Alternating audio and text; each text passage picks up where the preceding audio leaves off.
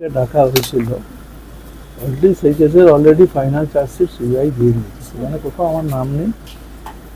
আর এখন ইডি থেকে সাক্ষী হিসেবে ডেকেছিল আমাকে, তা আমাকে, আমি তদন্ত সবসময় সহযোগিতা করতে প্রস্তুত আছি।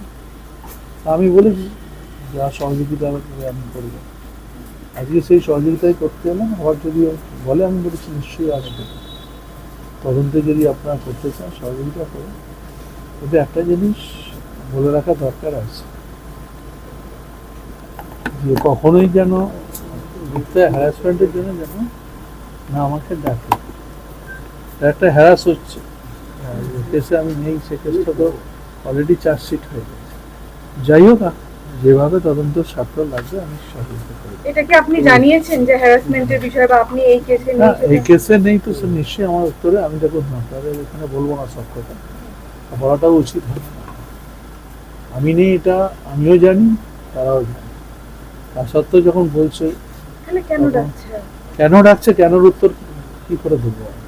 4 তারিখ ফল যে কেসে আপনাদের চার্জশিট হয়ে গেছে, অলরেডি তো চার্জশিট আপনারাও তো কপি তুললে পেয়ে যাবেন।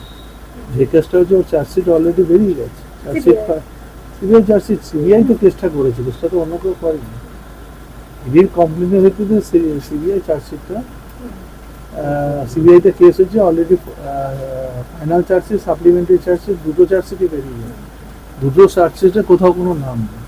তারপরে ডাকছেন কেন, সেই প্রশ্নের উত্তর ওরা দেবে। আমি আসবো, আমি তদন্তে সব রকম সহযোগিতা করব। আপনার কাছে কি ডাকা হয়েছে বা ডকুমেন্টস কিছু যদি চেয়েছে? ডাকে নিশ্চয়ই, যে দু একটা ডকুমেন্টস চেয়েছে আমি বলেছি দিয়ে দেবো, দু একটা ডকুমেন্টস চেয়েছে দিয়ে দেবো।